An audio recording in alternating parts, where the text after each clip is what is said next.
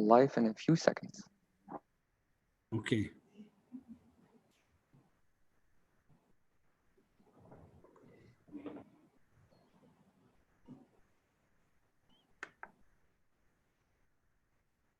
Okay, so welcome to live on YouTube and on the deltalight.com live section of our website.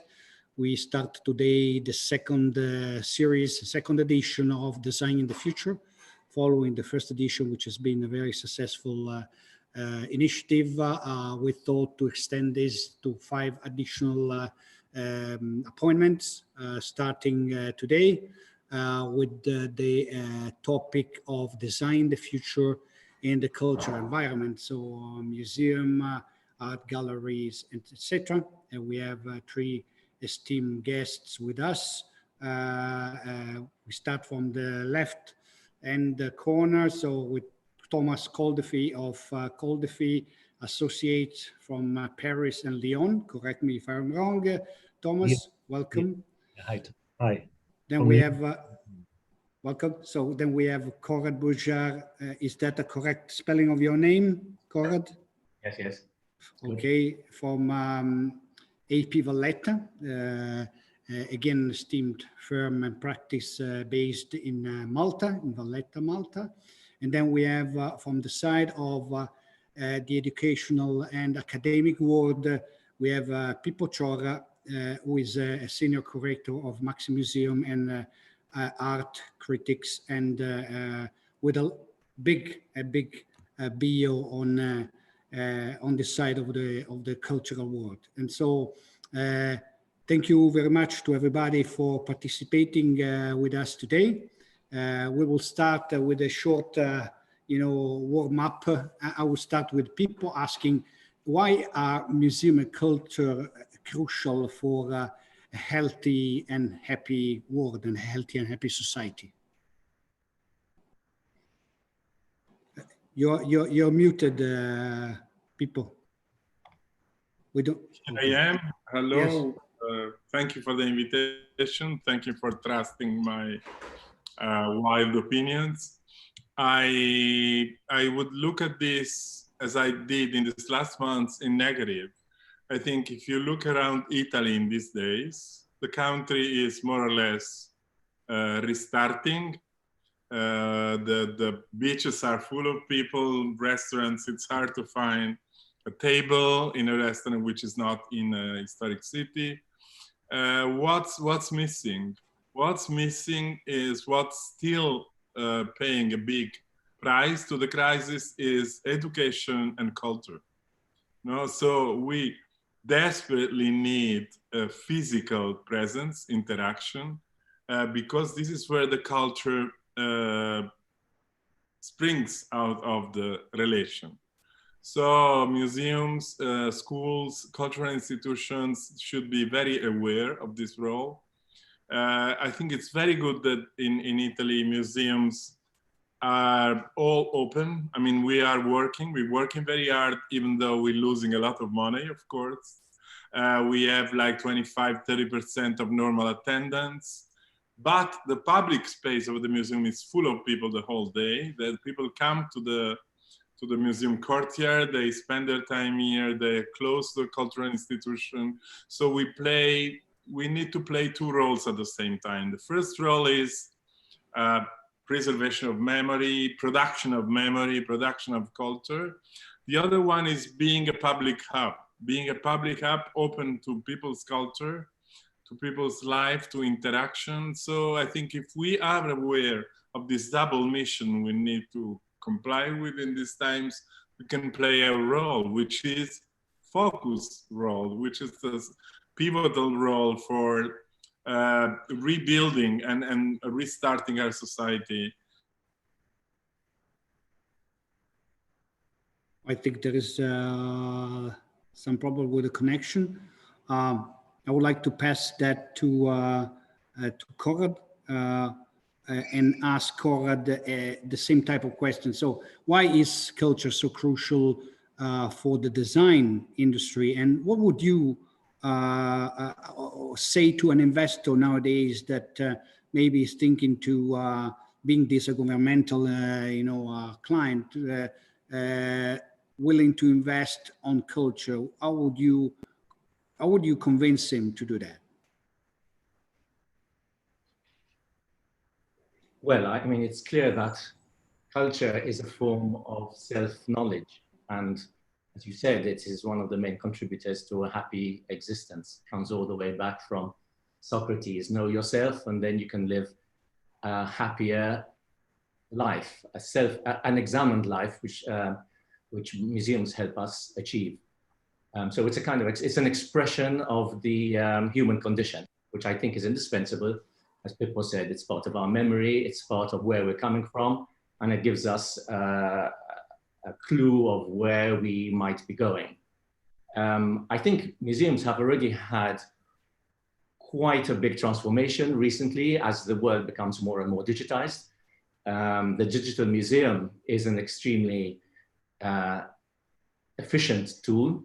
It is accessible to everybody, whatever the age, physical ability, income.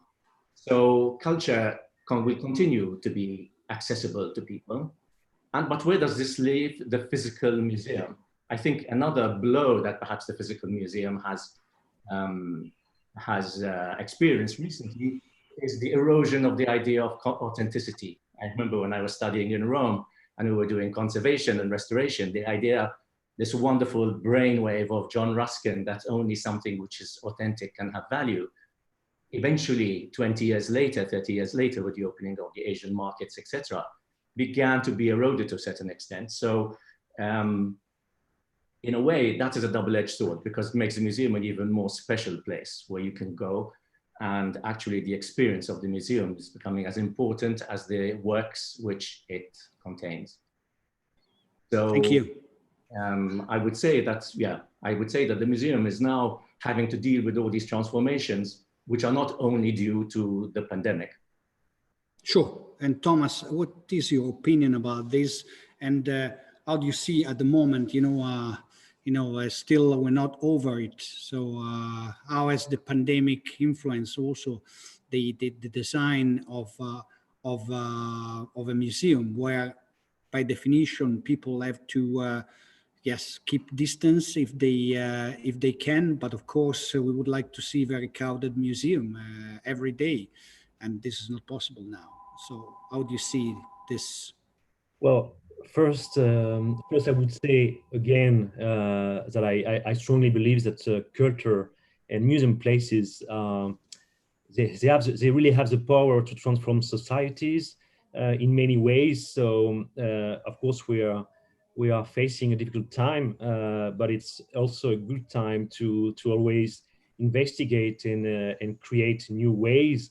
But it's for sure that museums of culture are not only there to archive or the past, but also to use it in order to learn from it, to transmit, in order to better understand our present, or even to understand ourselves. So it is very key to be able to continue to investigate and to stimulate culture in the future.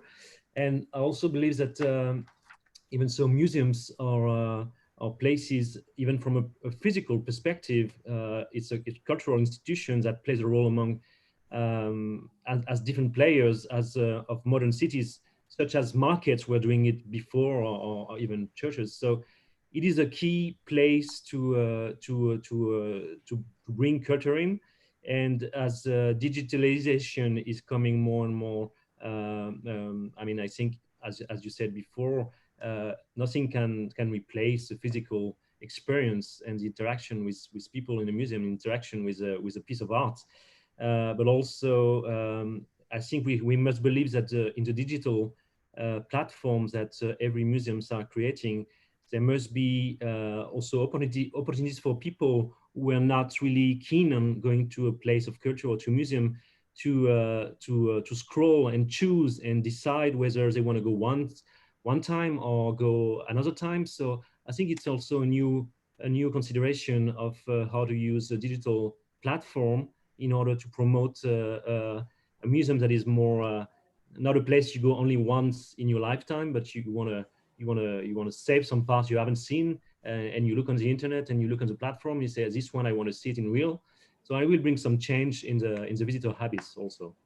Well, for sure, because the COVID situation has impacted greatly the cultural world. Actually, the UN's Cultural Agency has been stating that 13% of the museum will not open again. How can we avoid this catastrophe, Thomas? What is your opinion? No, you mean to so to avoid the fact that that museum will have to close because of the impact of the COVID or the post-COVID? Well, I think I mean, it's our role sort of as architects and urban planners to use yeah, different ways of programming museums. We talk about digital platforms, also the physical place, and the way we design museums in the future shouldn't be just an enclosed box as it is often known, or just beautiful piece of architecture, but a place to meet and to interact and to take benefits of the outdoor also expression, and create new spaces where, I mean, people go to the museum also to find places to talk or to find interactive moment. I think the beauty of museum is also to have a place of debate in front of something you discover or something you want to see. So I believe in the capacity of also architecture not to be as static as it used to be, also to play a role in the human interaction and to offer new platforms. And if they have to be more open air, more outdoor spaces, and better use of the landscape to promote new encounters, that should be also something to consider. Conrad, what is your opinion about this? How can we avoid this catastrophic situation for the cultural world?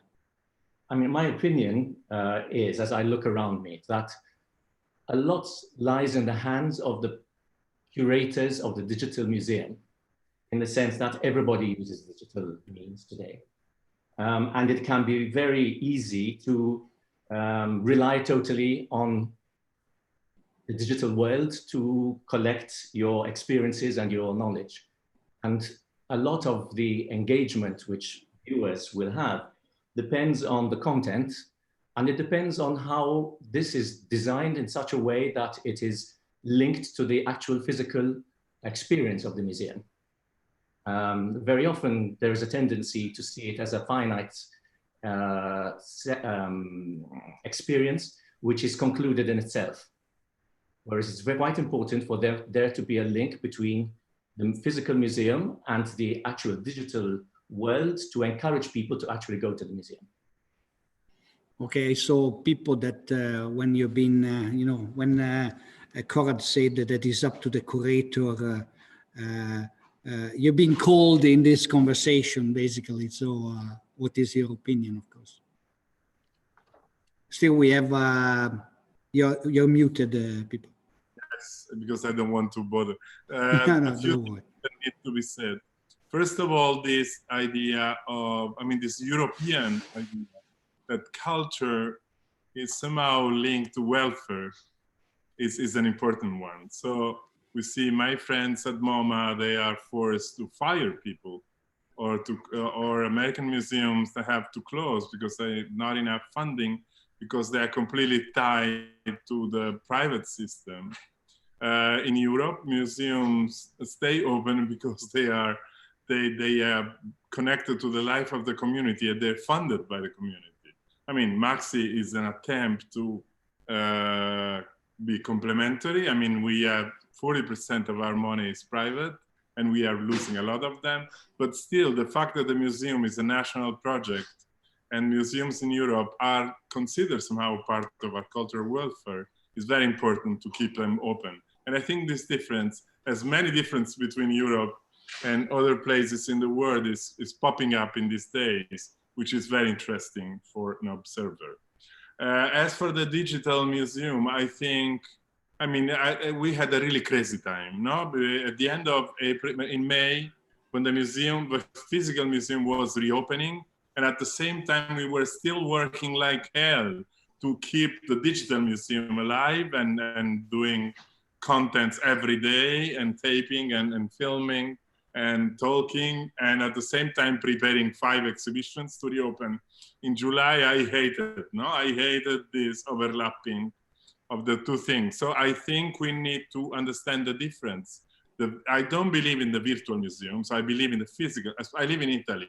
There's so many real things you can go and see. Why should you see? But I believe that the digital tools can be very important to expand, as Conrad was saying somehow, to expand the agency of the museum. We can do communication, we can do education through digital. We are doing it. I mean, you do with the digital, you do a series of things you can't do with the physical, but the two things need to be complementary but very different. I mean, looking at a work of art through, if it's not a digital one, of course, but looking at a work of art in the digital screen, I don't care. I don't want to do that. But I want to do to produce and pursue other projects through the digital that expand the life of the museum. But we are very aware that the digital it's spending money. So you need to work with the real museum to produce money to work on the digital one, which is a very interesting and strange paradox. Since you are, I continue with you people, ask you a question. You're in front of two architects who are specialized in this type of project, of cultural project. So is there something that you would like to ask them that they could, implement in their project in the future that maybe could help, to, improve the expectation, and attract more people to museum? My background is architecture. I'm an architect. I even lost the competition for this museum. So I think Thomas was putting it very clearly before. I think the museum has to be an open piazza, no? An open hub for the city. So, I mean, galleries, they are more or less always the same. No, architects since the 70s, museums have even too much power, I think, today. Compared to other cultural institutions, museums have an enormous power today because they spoke to both levels, the high level and the people level. No, the event and the memory, the architainment and the super intellectual exhibition. So I think architects are very good in doing museums. Our friends are, of course. I think what Thomas was saying before about the public role of the space. So using the extra space, extra compared to exhibition space of the museum to connect it to the life of cities and communities is today the most important part of it. And also Conrad suggesting that there should be, or maybe implicit suggestion, there could be something in the physical museum that connects you to the digital one, and vice versa, is also a good point, I think. So I leave it to Thomas, for a reply to people's point of view. Yes, thank you, people. Yeah, I mean, this is something we really focus on. As I was saying, I mean, there are so many already excellent museums with a lot of beautiful content. What we're exploring in our special time now is really to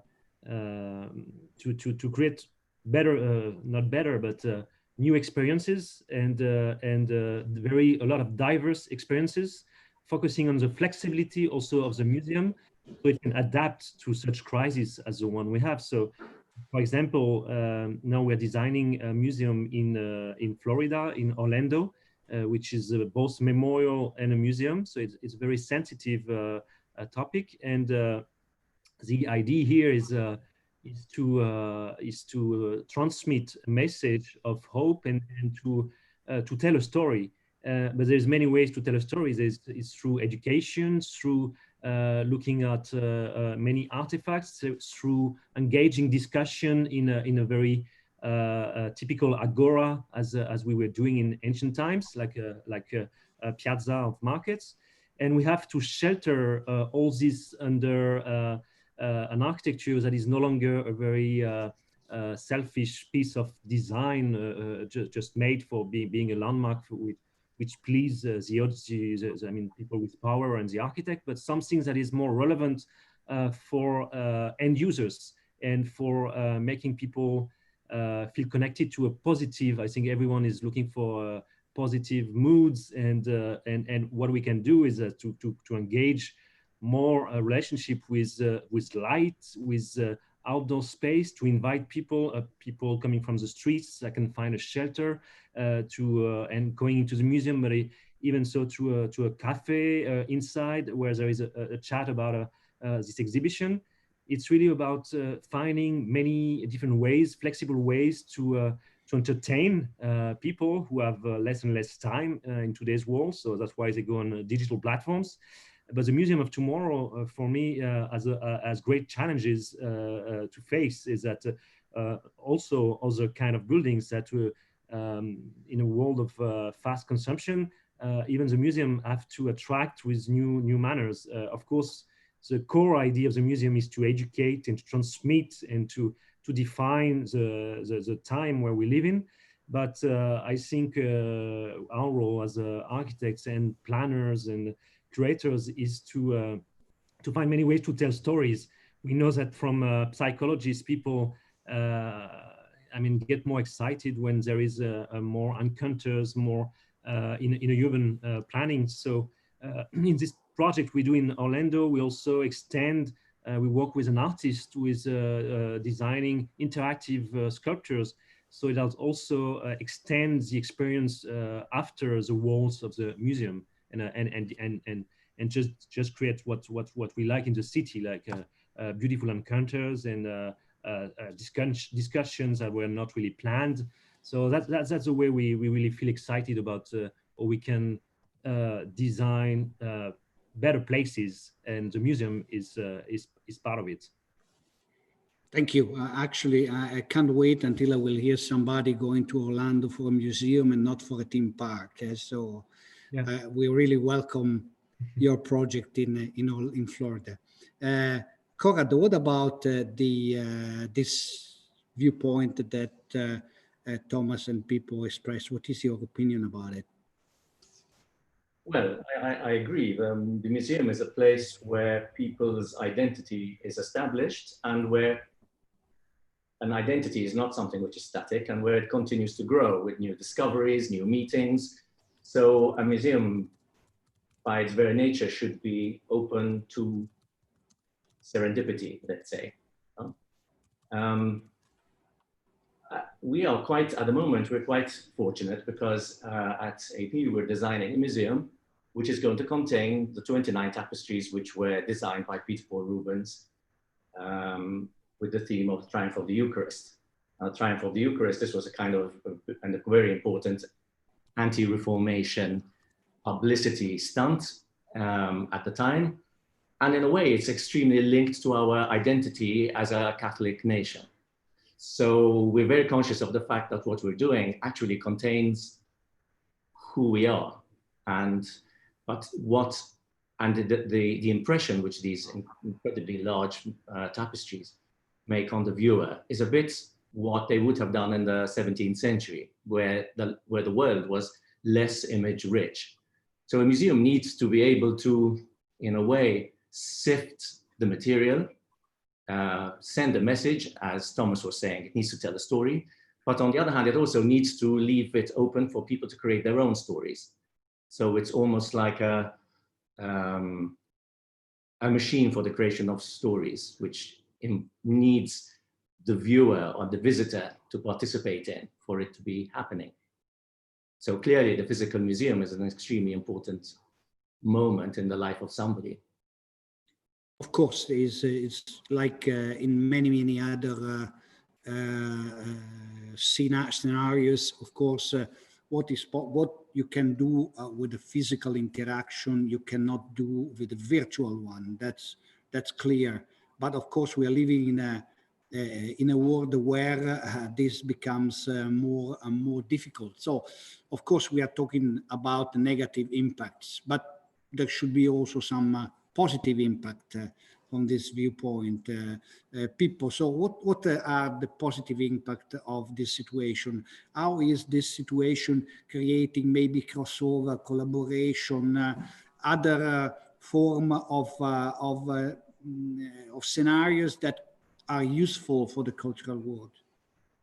No, I agree. Ever since like March, I think I've answered to 50 interviews asking me what's the impact of COVID in design and what will last. I went to visit my daughter in Milan last weekend, and I saw that in her room all the things she had for the COVID, the little desk for homeworking, the little gym on the ground, they disappeared because more or less she's back to work. So what's staying? What's staying, I think, is the impact of infrastructure and technology. What we can take advantage of is the good use of this infrastructure and technology. I mean, last weekend I was sitting on a thesis committee in Los Angeles, and Monday morning I was sitting on giving a lecture in Melbourne with very bad damage to my sleep, I have to say. But I mean, this possibility of interacting and implementing technology, but this can go to a higher level. Now, maybe somebody can operate its robot and build a car somewhere in Turin or in Cleveland by his own home, and you can have us talking to you now through the computer without traveling around. So there is a lot of impact, but I think the impact is mostly in this technology area. And I think we need to learn how to use this technology. I am awfully scared of the smart cities and on this control obsession which can come with it. But I think that the good use of technology in the field of our universities, our workplaces, our project can be what we get left in a good sense from the COVID situation. Also, we can be a little more respectful of the others, of the environment, but this will fade away. I hope not, but it may fade away sooner or later. But technology will keep increasing its presence. And in the museums, this means that also one of our missions has to be to bridge between culture and science. We need to bridge, I mean, everybody pushes us to bridge within culture and politics, of course, as you know, think of the situation, but also we need to bridge with science. So we have this articulate and complicated mission, but I think it's challenging and interesting. So more crossover with other type of society. Okay. And Conrad, your opinion about that? Well, I think, progress is relentless. So whether we like it or not, that's the direction we're taking. So as Walter Benjamin said, we can look behind and look with nostalgia towards the past as much as we want, but there's no way we can avoid the fact that we are going in that direction. And if we don't play with it, we'll just get left behind. So clearly, as Pippo said, technology is going to be very important, and how we use it will require our imagination. I mean, I think part of the danger of these technologies is that we put aside our imagination. Young people going to a museum today, if they are told everything through an application and are not allowed to create within the fantasy of their mind the meaning of things, then those stories that we're talking about will never be created by the individual. They'll be created by the person who's curating. So I think technology needs to be used as a tool, but it should never be the end all of the museum. Right. Thomas, of course, we heard two opinions about it. We would like to hear also your, and also I would add the fact that with this situation, less traveling and consuming brings also a positive element, like for our planet and our environment. So this is also something that we have to take into consideration. Maybe will motivate people to travel less or being more, connected on a non-physical way. Yeah, for sure. I mean, I think we all just in the middle of the experience because I mean, it was this was not planned. So I think the good question it raises is that for many people we are just rethinking the way, I mean, and thinking, and we don't have the answer yet of the way we work, the way we live, the way we use technology. So of course it does create also maybe distanciation between people who take on, well, on the train of getting that technology and makes best use of it. But it also I guess some people will be successful in that reach, and but I don't truly believe that. I mean, we will live in a contactless world for forever. So I imagine those new habits, I mean, is an experience of defining what is really important, what is really essential. Of course, I mean, it's global, and everyone is more asking the question of should I take the plane to go to this meeting? So I think it does place our time and the use of our time in a better way, and maybe in a more efficient way. So I would say it's in a very like optimistic manner that nothing is. I mean, this period is long and it's painful, but I think it's. I mean, it's something that will at some point take a hold, and in a way, if you want to remain positive, also the digital platform and the digital access that everyone is really fast reaching in getting at their home or at their work